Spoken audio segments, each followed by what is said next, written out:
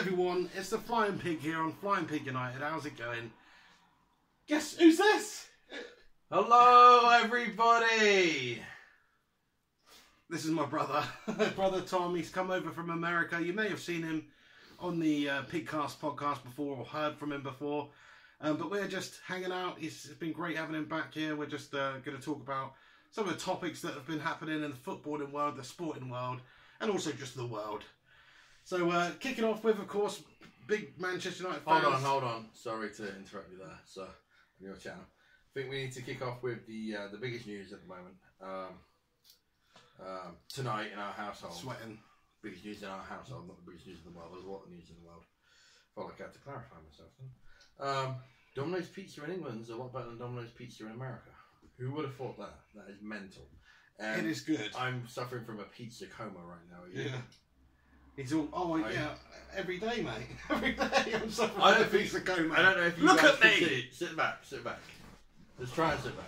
We can't fit on this couch. We can't fit on this couch. So this is over £600 combined, right? Well over £600 combined. That is insane. We're mammoths! I used to be, when I went to America, I was 13 stone. I was a little bit shy of 13 stone, actually. I think you're about 12 That's when I and a used half to stone. play soccer. 180 pounds of lean, mean. As of today, little I'm bitch. 22 stone. It's quite literally 9 stone. We had another weigh-in earlier, 22 stone 2, 22 stone 8. Yeah, so I'm £6 behind him. Not all of that 22 stone 8 is good. It's good weight for either of us, actually. I'm on my way to 25 stone. It's my aim. That's the same. He's actually trying to get fatter. Not fatter. Not fatter. Just bigger. Heavier, bigger. Well, Yeah. you definitely have got heavier over the last few months. He's been lifting pretty heavy. Yeah. Training for a strongman competition. Yeah. So, There you go. You know. Subscribe to my channel and you'll see. That's it. Check his channel out. Yeah, Pump check University. Check my... Check your checkout. Check yourself before you wreck yourself. I'll put the link in the description below for his channel, actually. So go over there, subscribe to him. He's a little bit pissed up at the moment. Do it now. Drinking a glass of wine there. Let me centralise this a little bit. I'm on holiday. Exactly. I'm on holiday every day, even though I'm not on holiday. So I hear you. But right, let's get on to the football, shall we? Get on to the football. Good intro Soccer. there. I think you will agree. If you're joining us right now, in fact, do us a favour. Please do smash a like on this video and comment below. Get involved with anything discussed in this podcast video today. But yeah, the big news, of course, Cristiano Ronaldo potentially coming back to Manchester United. What? Eh? Is it going to happen? No. No, I don't. I'm not so convinced Definitely either. not going to happen. Real Madrid surely don't want to get rid of him. Way too much money involved for Real Madrid. Just everything involved with his rights. Makes absolutely no sense for him to come back to Manchester United at this particular stage in his career. Plus the amount of money he'd actually cost. And he's on a decline now. I know that's ridiculous to say that about the best player in the world right now. But he is going to start declining over the next few years. He's 32 years old. Even him, he's a machine. Don't get me wrong, I think he can make 1,000 goals. I really do. He's got 600 and something now, right? I can see him being really good until he's 37. Yeah, I think he can play till he's 40. He takes care of himself, doesn't he? Yeah, and he's modified himself to a number 9 now, which he never really was anything before. He was just everywhere. He's just a free roaming animal. Just an animal. So no, we won't get him. I wanted to talk. Sorry, did you have anything? Well, let's just talk about Ronaldo for a bit now. He's a legend, isn't he? I mean, he's a legend. It would be the move of the probably the decade to get Ronaldo back. Signing the best player in the world, no matter what team you are, is an amazing achievement. Even if you've got to spend, say, £200 million on him. Which Can you imagine waking up tomorrow and finding that Ronaldo should sign for Man United? I would literally just probably spend the first couple of hours of the day just masturbating to old Ronaldo goals on YouTube. That's wrong. Yeah, that's right. Alright. I'm not going to edit that. I don't care. Fair play. Yeah, no, he's an absolute legend. He's one of the best players of all time. I mean, the money involved is insane, though. Well, it wouldn't actually be that bad, even if he costs 200 mil. What does that do to your club? Yeah. It propels you to, an even higher level, even if you're a club like Manchester United, just to get Ronaldo back. He is the most followed sportsman in the world, I think. I don't want to hash up the old Messi-Ronaldo conversation, but I will just say this. I think they're both phenoms, right? They're both up there with the best of all time, and I think on any given day, one of them can be the best player on the planet.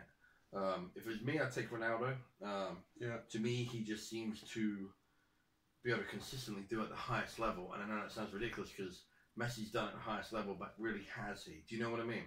There's always that question mark still, even now, over Messi, like in the World Cup final, in the big games. I know he scored a great goal against Man United, that header, back in 2009. Remember that? Yeah. Those fingers 2009. But there's still a question mark. Anyway, but my point is he's definitely... He's a big game player, but not for Argentina. Can anyone argue that Ronaldo is not a top 5 player all time? I don't think they can. I don't think anyone can come up with a realistic argument to say that, because you've got Pele and Maradona, and then maybe British... Zidane, maybe Fat Ronaldo. Yeah, British people would say George Best, stuff like that. Yeah. I mean, but then your French people say Zidane, and your Brazilian people would say Ronaldo. Eusebio would be another Portuguese, but legend. He is. Yeah. But he's top 5 definitely. So to get a player like that back at a club where he spent his formative years, and I think he'd be the best player on the planet, no matter where it was. To be honest with you, I think his work ethic has been undeniable. I sat in a lecture with Rennie Wallenstein in Baltimore a couple of years ago, Philadelphia, Baltimore, and he was talking about how they used to sit down, essentially set goals for Ronaldo, and he was just, whatever goal he set, Ronaldo would do, and I think that's what he does. He's brilliant, but he won't be at Man United. Probably not. Real Madrid stand to lose too much. Even they gain financially, but they won't really, because their team won't be as good. No. They won't sell as many shirts. They don't win the Champions League this year without Ronaldo. They need to keep. They would have won it this year without Ronaldo. But if he keeps pressing and keeps saying that he does want to move away, and he just, what can they do really? They can't really. Well, that's the player power. You can't really do anything. And then from from an obvious point of view, it's going to be a little bit crazy, a little bit different. I think this has gone under the radar with the amount of money that English clubs are getting. If you look at AFC Bournemouth now, I think they were just given 120 million. I remember standing outside Dean Court with buckets saying "Save the Cherries." So these clubs have massive money now. So people are going to bid. But still, if you get whatever you get for Ronaldo, can you replace him with 2 or 3 world-class players? Maybe, but then you've got to find how many world-class players are out there. There's not many. None world-class like Ronaldo, only Messi. Can we dive into United now? Let's do it. Let's do it. So, and this is my point about world-class players. How many world-class players do Man United have on their books right now? Well, Zlatan's gone, so is Zlatan still world-class though, at his age? Oh, if you've got it based on his last season, you have to say yes. Sure, I agree. You do, yeah. I would say David De Gea is 100% definitely world-class. 100%. Yeah, best in the world. So yeah. You see now it's starting to get a little bit tricky. You got to go. Did you see him against England, by the way? I didn't. I missed that game actually, but let's put it this way: if he's not world class, that was a freaking world class performance. Yeah. And if you can do that, on his day, he is world class. He's got to do it consistently. I wouldn't say yet he's world class. He will. It's kind of one of those things when Vidic first came to United. Yeah. You knew he was going to be. I think he will be, but I don't think you can say he is right now. Chris Smalling had a great season. Yeah. No.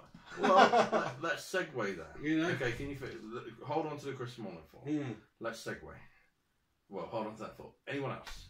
Do you think Antonio Valencia has a case? I think he's world class. Yeah, he's got to be. Is he not the best right back in the Premier League? I would say he is. Yeah, he's in one of the best leagues in the world. How is he not world class then? He is world class. He is in that position. He's tremendous. The way he's adapted his game, he can defend. He can get no wing back can take it forward like him and get a decent ball. Right. He does that, And then we've got a cluster of players which is perfect, like Mkhitaryan, Rashford, Martial, Mata. All these players that kind of can be on their day. Fringe world class. Oh yeah, I mean, they can on be their day. They are brilliant. Like Wayne Matters. You could argue that Pogba's the same in that category, but I think he's a bit more special. I think United really miss Pogba. I know everyone batters him, but if Pogba came through the youth system, we never bought him back for 80 million. I think that they'd be singing his praises every single game. Yeah. Okay, so Chris Smalling. What you just said about Chris Smalling was that even he, who's looking pretty shit over the last season, under Louis van Gaal and even Moisey to an extent, was actually one of our best players, was definitely our best defender. So he did it consistently, or reasonably consistency, for a whole season. And is he going to get in the team next year? Oh, absolutely not. I wouldn't. He's not going to get close to the team, is it? No. Because you got Lindelof. May well be sold to West Ham, What's his name? Yeah, Lindelof. Yeah. Is that it? Valencia, you've got 3 left backs that could be. I think he likes Phil Jones. I think Phil Jones is this era's John O'Shea. You know what I mean? He's just going to fit in and be he can play at a very high level. Yeah. And he can come in and do a job. He was England's best player against France, by the way, Phil Jones. In my opinion. But what do you think of Herrera? No, I know a lot of people give Herrera stick. To me, Herrera was our best midfielder this season. Correct. You know, he was. Work rate is brilliant. He's a leader. He drives the team forward. Yeah. He does. Here is my prediction. Within 2 years, Herrera is going to be Chris Smalling. Herrera will not be able to get in the United's team, and that will be the time you can look at yourself and say, or look at United and say, they are back competing at the top of European football. The reason why is because Herrera is quality, don't get me wrong. He's a great player. He really, really is. But he's an Everton player. Do you know what I mean? Like, tell me he's world class. Well, I can't tell you he's world class. No, because he's not. You know? No. And in that middle of midfield, I'm sorry, but, you know, the years where United was successful, yeah, obviously it helped having Scholes in there for so long because he was amazing. You had Keane. I mean, Carrick, in his own way, is... At what he does, you can't fault him, You know, and you had that kind of core in midfield, right? And really, who played in the central... Well, Fergie was clever as well. If you remember the last 2 or 3 years of Fergie, he had Giggsy playing in there half the time. Yeah. And Giggsy out of nowhere became one of the best central midfielders in the Premier League. You know what I mean? I mean, he definitely was. I mean, we had that intelligence to thread a ball through. I remember him playing against Chelsea. The year we made the final, we lost 4-1 to Barcelona. We played against Chelsea, and Giggs dominated both legs. And he was playing against these, I mean, massive, massive names. And he's 38 at the time. Anyway, I guess my point is that Herrera is a great player for us now, but he won't be he'll be Chris Smalling. Like Chris Smalling was United's best defender. Yeah. 1 year, and Herrera was that's best a good way of looking at it. You just got to improve on and Mourinho will keep the worst positions until until your best players become your second best players. Yeah. Mourinho will buy 3 or 4 players. He's already bought one. He'll buy 3 or 4 more, probably. And then you've got 8 or 9 signings there is. Obviously inherited some talent. I mean, look at De Gea, look at Valencia. Look at players like that, getting to Mata, Martial, all that stuff, conversation. But, you'll keep Jones throughout. So, almost by next year, by the beginning of the season, it's very almost Mourinho's team, And then I think Herrera's going to then, once that moves forward, he's going to struggle. Maybe he will be that. I think Mourinho might phase Juan Mata out this summer, mate. Because, like he got rid of him at Chelsea. I know he gave him another chance at United, and Juan Mata stepped up and showed what a great player he is. I just don't think Jose necessarily likes that type of player. He likes a more physical player, like somebody who can track back, help out more defensively, even in an advanced position like him. Yeah. And it wouldn't surprise me if he phased him out as well. I know what you're saying, like just improving on his position in his own way. An incredible player. I totally agree with you, but Jose got rid of him once at Chelsea in favour of Matic and Fabregas. And, it wouldn't surprise me if he got rid of him again. Even though he 100% shouldn't, because he's been one of our best players over the last few years. But like you say, he could just fall into that second string category. Yeah, I mean, ideally we'd be having players like Mata and Herrera on our bench, right? Ideally, and Fellaini. The less said about Atlat, the better. So let's go through some important topics. I know it's your channel, but I just... No, you run with it, mate. You're doing a great job. Thank you. Does De Gea stay? Does De Gea stay? De Gea? Does De Gea stay here? Yes, De Gea, whatever. De Gea, yeah.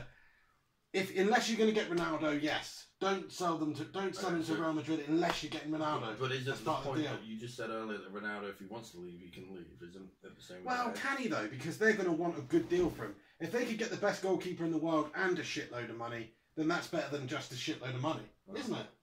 Even more money.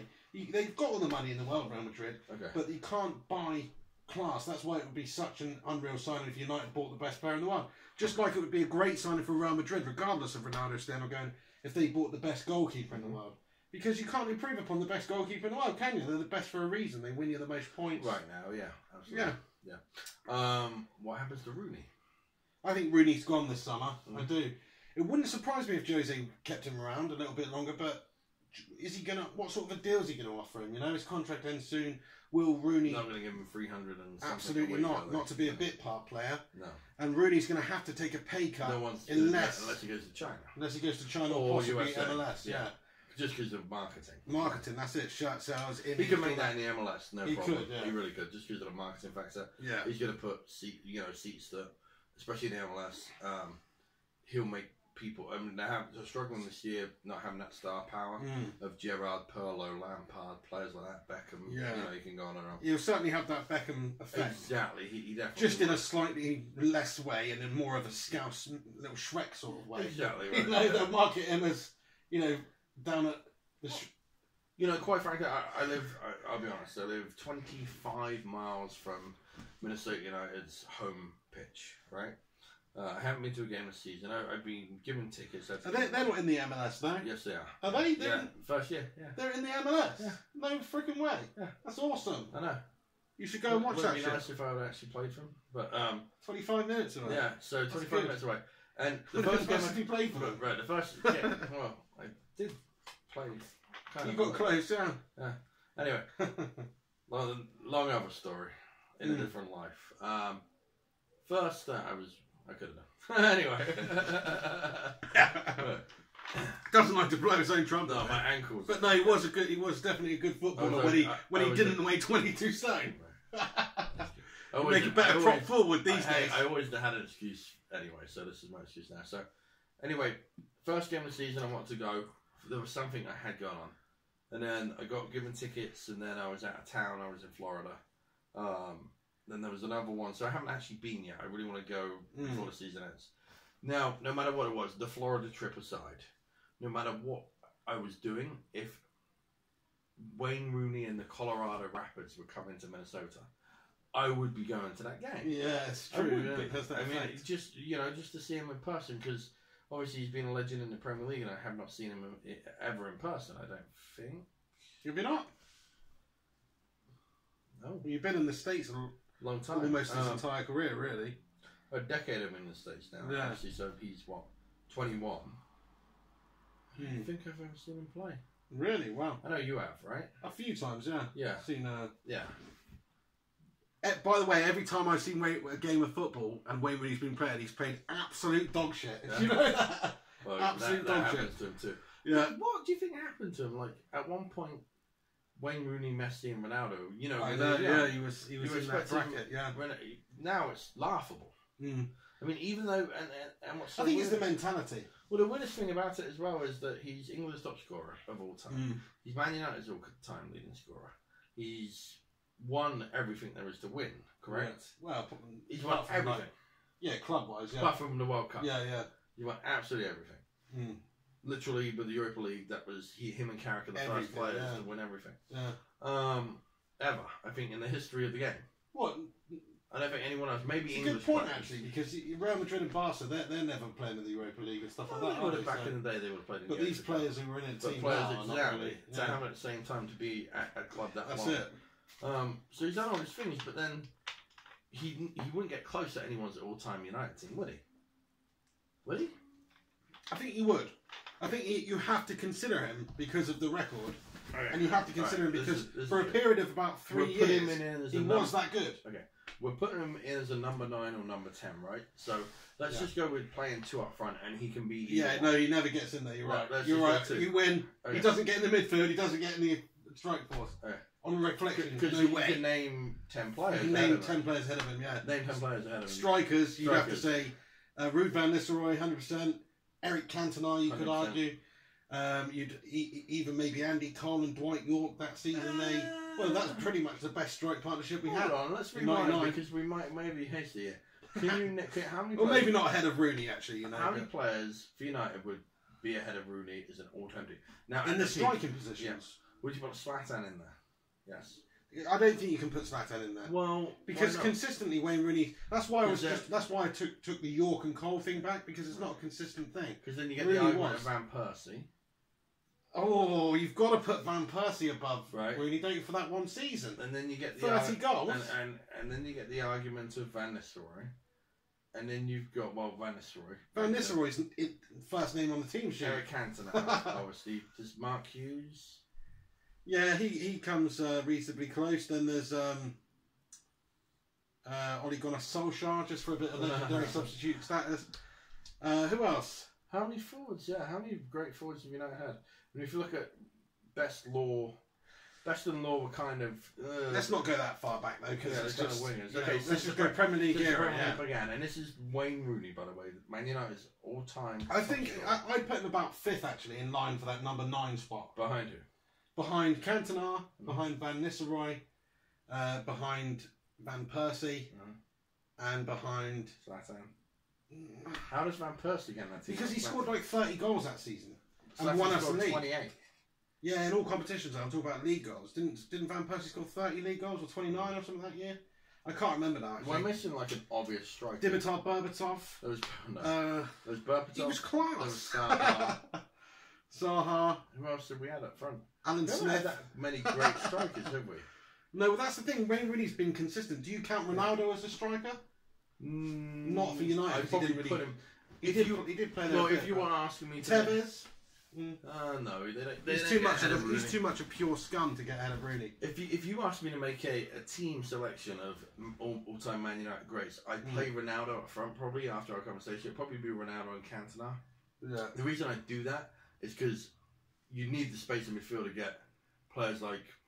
I mean, just think of how many players there is. There's Giggs, there's Best, there's Scholes, there's Law, there's Charlton, there's Keane, there's Beckham, there's Beckham as well. By the way, most underrated player ever because of his looks.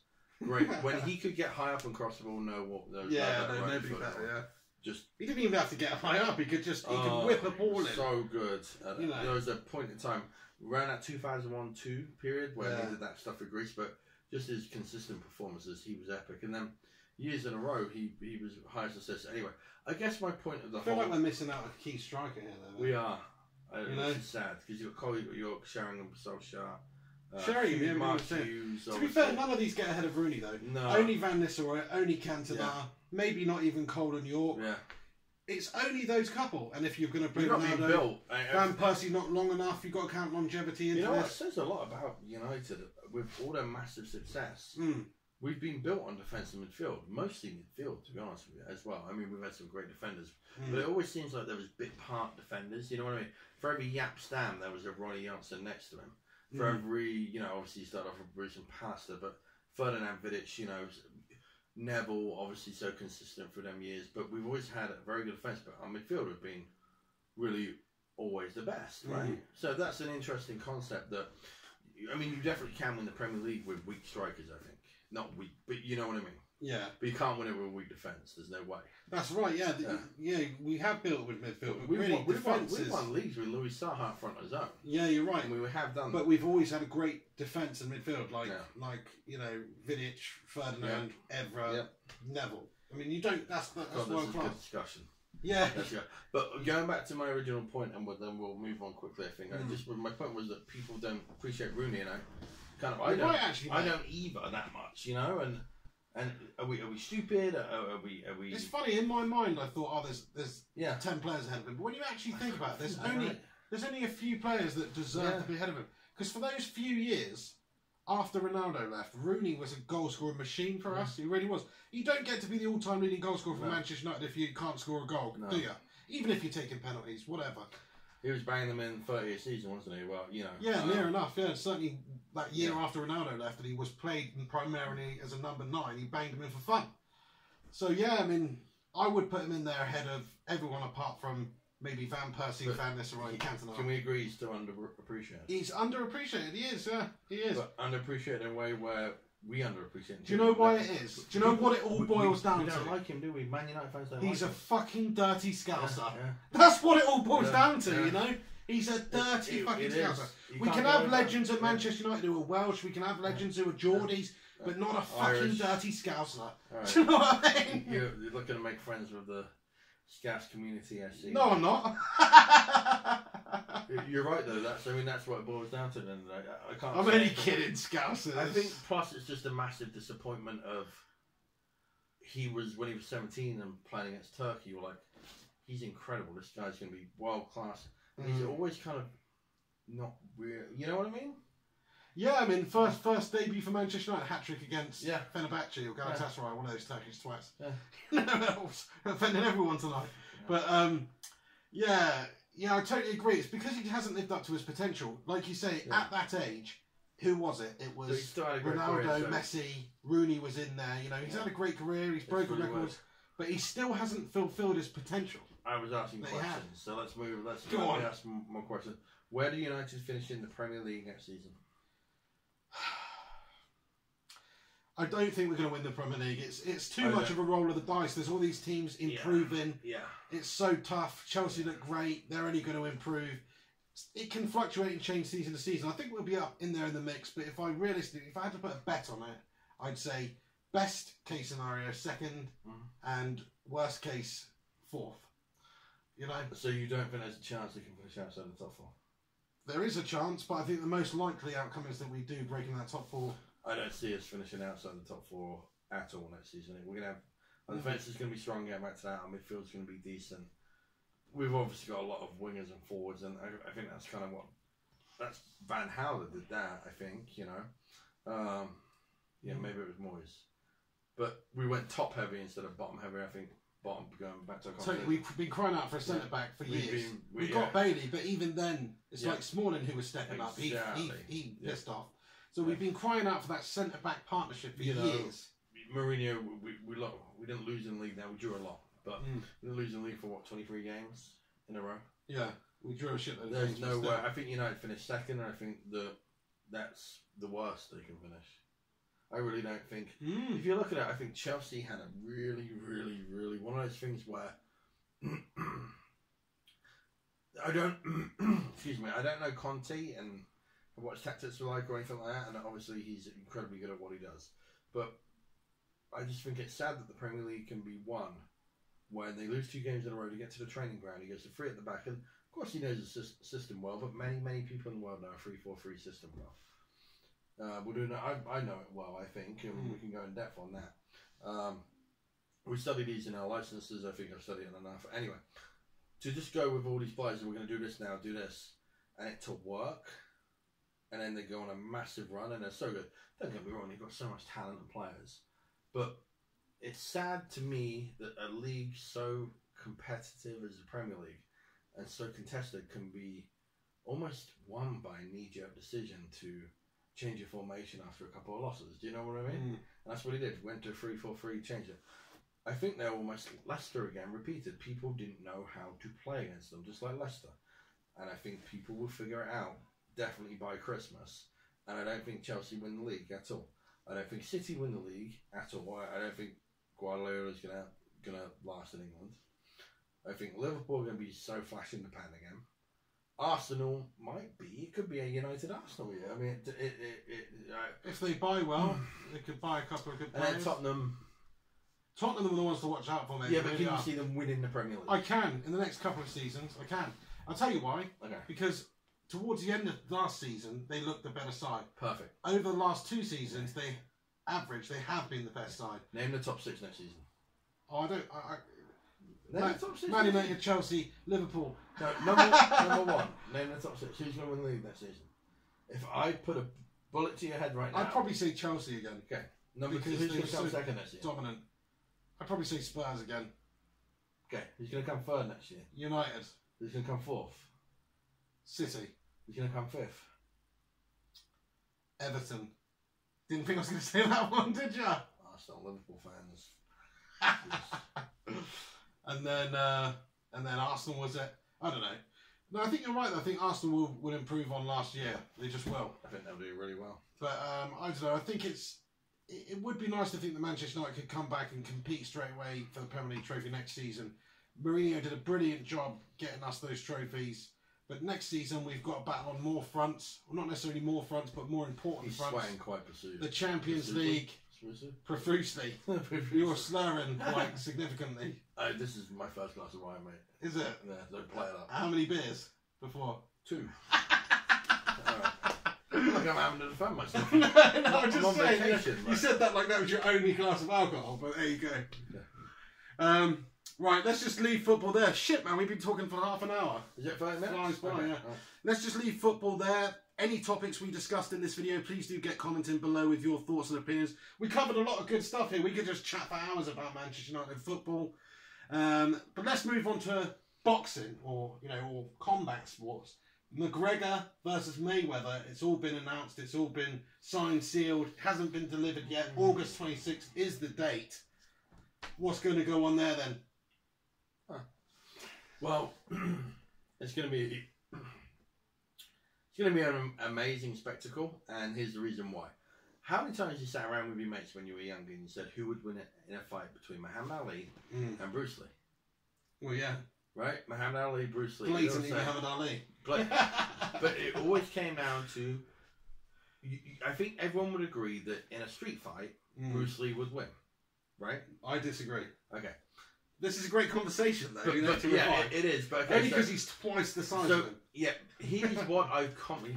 Bruce Lee didn't beat anyone twice the size of him. Yeah, but not not the best heavyweight boxer in the world. It's a different animal. Well, but fighting is a different animal to boxing. Well, yeah, yeah. Anyway. Who would you think this is? Okay. No, modern day Anthony Joshua versus Conor McGregor in a street fight. What happens? It's a good point. You never know. Like Anthony Joshua. I just think he's too big. He's too big. Yeah. Anyway, but then you got Anthony Joshua versus Brock Lesnar. So if you're going to bring pure size, but I don't think people brought size into Bruce Lee, because Bruce Lee was just a freak of nature. Brock Lesnar would rape Anthony Joshua. Right. He actually would. Bruce Lee, probably, yeah. Bruce Lee was a freak of nature, so I don't think anyone ever said Ali would be too big. But here's the common school of thought that I've heard, is that in a street fight, Bruce Lee would destroy him. In a boxing match, Ali would destroy him. Okay? Right, okay. That's the common school of thought. Can you agree that most people would say that? Yeah, I mean, but there's this sort of mythical air about Bruce Lee. Really didn't. There's no record of him competing or anything. So absolutely, I get that. Now this is interesting because it kind of answers them questions, doesn't it? Because obviously not going to have a street fight. I think we know what would happen if that. What would happen? Conor McGregor would kick him in the face, kick him in the knee, break his shin. Right. He wouldn't even have to do that. He could just go for a single leg takedown, get for him ever on the floor, ground and pound him, submit him, whatever. He'd have his way with him. Right. The only way you'd give him a chance is if he decided to stay up and try to stand up with him. You know? Right. So, what would happen in a boxing match between McGregor and Mayweather? Well, I honestly think. Excuse me, I've got gas. What is going to happen is Mayweather is going to just outclass and outpoint him. He's too much of a good defensive boxer. He's too good at dodging punches. Too good of a counter puncher. He's going to make McGregor miss, and when McGregor misses, he's going to score points. He's not going to knock him out, but he's going to score points. He's going to touch him and touch him and touch him and touch him. And McGregor's going to keep on coming right up until about the 8th, 10th round, when he's too physically knackered to keep surging forward, and then Mayweather's just going to pick him apart. I don't see him knocking him out. I think it will go the distance, and I think McGregor will lose, and I think Mayweather will win quite considerably on points. That's what I think. I've got 3 things to say. One is the element of unknown and what McGregor can do, okay, and the way he fights. The other is how much McGregor has to win here and how much Mayweather has to lose. And the other one is actually a prediction of the fight. Okay, so number one, I would say I agree. Mayweather's probably the best defensive boxer of all time. When you see McGregor in these fights against these world-class athletes, that last fight, who was against? Eddie Alvarez. Eddie Alvarez turns around and says, I did not see the punch. I felt it. I had no idea that combination at the end there. That was insane. Now, that's when you see McGregor, you look and you kind of see a freak of nature, right? The way he punches and boxes. I mean, it is like that. Yeah, and he hits very heavy for somebody his size. So right? I just don't know. See, that's the element. I know. Maybe Mayweather but what will you have to say, what an art pugilism is, because it is an art form, and he'll just prove, hey, that can happen when you're worried about someone kicking you, but when it's straight this, not going to get near me. I think that's going to be the case. Okay. 49 men have tried before. Professional boxers, world-class boxers, the best boxers in the world at that weight class. And nobody's really come close to beating Floyd Mayweather. So, if McGregor beats Mayweather, so this is point number 2. If McGregor beats Mayweather, where does McGregor rank in the all-time history of fighters? Number 1. He would be number 1. If you beat the best boxer in the world. Bruce Lee. You'd have to, yeah. If you'd be the best boxer in the world at his own game and And winning actual pure fighting, which is mixed martial arts, you know, where it's uninhibited. You go down as the #1 fighter of all time, which is my point. My number 2 point is, how does this match happen?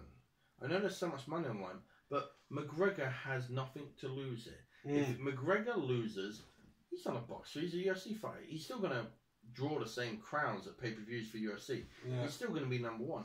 He's still going to make a lot of money. Not that Mayweather won, obviously, and he's made a lot of money. But totally agree, he's got a ready-made excuse, and it's just like, it's novelty, mate, you know, type thing. That was a bad Irish accent. Yeah. Couple them on into you. And then Mayweather has everything to lose. Everything to lose. He now, his legacy is completely questioned. Oh, I'm gonna get controversial a bit. Go on. His legacy is completely questioned. He, you know, everyone's like, okay, was he in a bad era of boxing? You don't know, McGregor, but McGregor beat him. He wasn't even a boxer.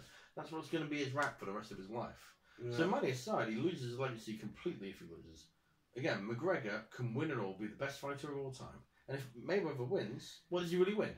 Oh, he should beat the man he should win. Yeah, he should win. It should be. You're right. It's win-win for Conor McGregor. Yeah, and it's almost lose-lose for Floyd. Apart from all of the ridiculous amount of money he's going to make, so which is all he really gives a shit about, to be honest. He didn't want to break Rocky Marciano's record, but now he is because he's going to get 100+ moments. So here's my controversial question for you, and some people might have a go at me about me for even saying this, but we're in the real world, right? Money's money. Sounds interesting. Yeah. Is this fight already predetermined? Oh! It would make sense if it was. They might. I'm sorry, because Mayweather has too much to lose to sign on this fight. If Mayweather was going to win this fight, it would be the predetermined option. I can't see. And then McGregor makes more money than he would in 10 UFC fights, because UFC, as great as it is, cannot come close to the top of boxing. Yes, it owns the middle, right, as far as money, but it doesn't come close. So. He'll make as much money as he ever would probably through his UFC career in one fight. So do you think Mayweather's going to make him look good and win? Well, that's what I'm saying. And then they both win. Is it a Rocky match? Are they going to literally? Is it a WWE match? Are they going to dance out the fight before the fight? Because something here doesn't make sense. It's the money. The money makes sense. Yeah, it doesn't make sense because there's so many people ahead of Mayweather. He's not fought for 2 years. He's 40. Mayweather would have to. He's got nothing to prove. Yeah, well, he does spend a crazy amount of money. Yeah, but he made a crazy amount of money too. Yeah, but he literally buys watches that are $1 million and stuff like that. He's a dickhead. He's a dickhead. Yeah, he needs more money. You know. So I just want to put this out there. Actually, while we're on this, how many of you would just absolutely love to see Floyd Mayweather just get knocked the fuck out? Yeah, because that's what I want to see. I just want to see that. You know what? Can I stay on my controversial? Yeah, go on. And we'll go back to soccer in a bit. Okay. Yeah. Here's just my opinions. And soccer. I spoke to referees, former professional referees. I spoke to people with friends and this and that. Look at it this way. When it comes to match fixing and sports, there's a lot of money involved. There is a lot of money. I mean, we're all aware of that. Mm. And, of course, there are shady people in any sport and in any environment, right? If you look at the Italian league with Juventus, and if you look at the Italian league in the 90s when it was just rife. Well, we were watching Serie A, a lot of them matches were predetermined, by the way. Yeah, I know. It was rife in matches, and we had no idea at the time. Mm. And then if you look at, I'm sorry to say this, but I can still not work out. I watched it back 5 times because I was adamant about this. The Barcelona PSG quarterfinal. Was it quarterfinal or last 16? Can't remember. I remember Barcelona needed like 4 goals in the last 8 minutes. Now, of course, you can't.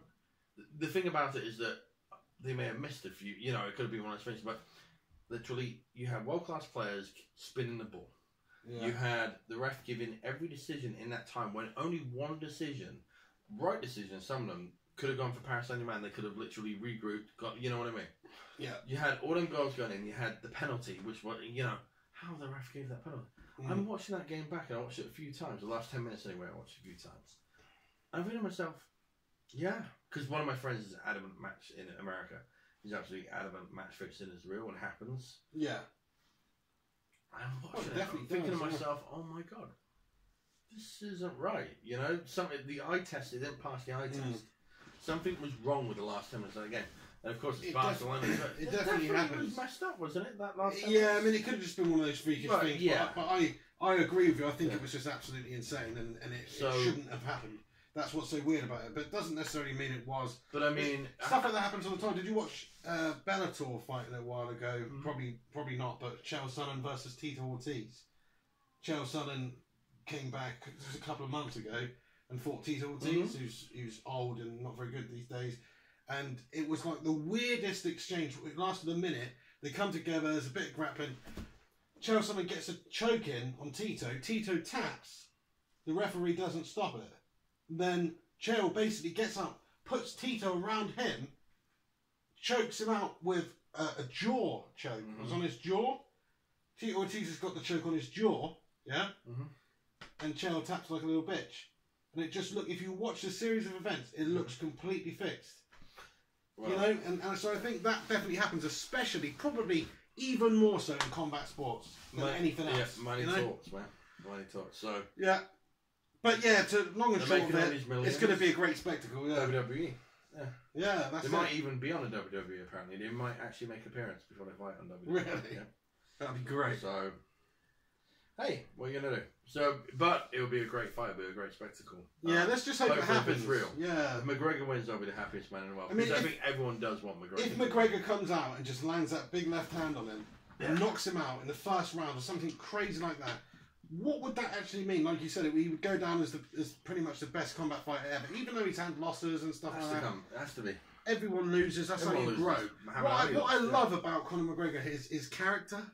You know, say what you want about his personality. You know, you might not like him, but his character is undeniable. Because if you look at like Ronda Rousey, she lost to Holly Holm. She come back looked like a shell of a woman. Lost to Amanda Nunes. She just battered her. She didn't speak to any media. She just left, and she hasn't been heard from since. Right? Conor McGregor lost to Nate Diaz, moving up in weight, taking the challenge. He lost 2 weights.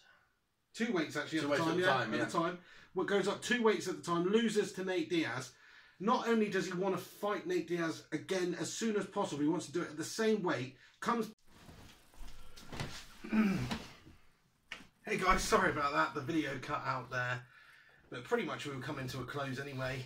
But just want to say, thanks to my brother for joining in with the podcast, getting involved with the channel. Great to have him back in the country. Hopefully we'll get to do a couple more before he goes. He's only here for a few more days. But as I said, get involved in the comment section with anything we've discussed in this video, your thoughts and opinions. Get commenting with your thoughts. Do you want to say a final piece? No, it's a good topic, that. A lot of good discussion. Could have gone on about it for days. Could have gone out, yeah. But I thought we had some very good points. Please let us know your points. Indeed. If you agree with some of Joe's, you agree with some of mine. If you disagree with some of Joe's, if you disagree with some of mine, you're probably a bitch. So, Yeah. Good luck with that. So we'll leave it there, but make sure you check out Tom's channel in the link in the description below. Get involved with his channel. Give it a subscribe. Make sure. Come on, baby. Check the channel out. Oh my gosh. Put it away, son. No, fair play to him. He's beefed up a lot, to be fair. Pump University is his channel name if you want to search on YouTube. PUMP University. I'll put a link in the description anyway. But you can see all that glory over there. So check that out. But thank you for joining me once again. Come on, United. Hopefully we do manage to sign some good players this summer. Belly in there, then. We'll have a lot of belly in there. We'll have a discussion soon. I really tried to hide the belly when I did that. Yeah, I noticed. Yeah, didn't work out too well for you. Right. But there we are. Anyway, thanks for tuning in. This is the Pig on Flying Pig United. Apologies for lack of videos. Hopefully this long one makes up for a little bit. There'll be transfer news coming when there's solid news, of course. But I just hope that we can put off a couple of really good signings this summer and build for next season. Thanks for tuning in to the channel. Get your thoughts in. We'll see you soon. I've been Joe, the Flying Pig. He's been Tom, Pump University. You've been taken to Pump University.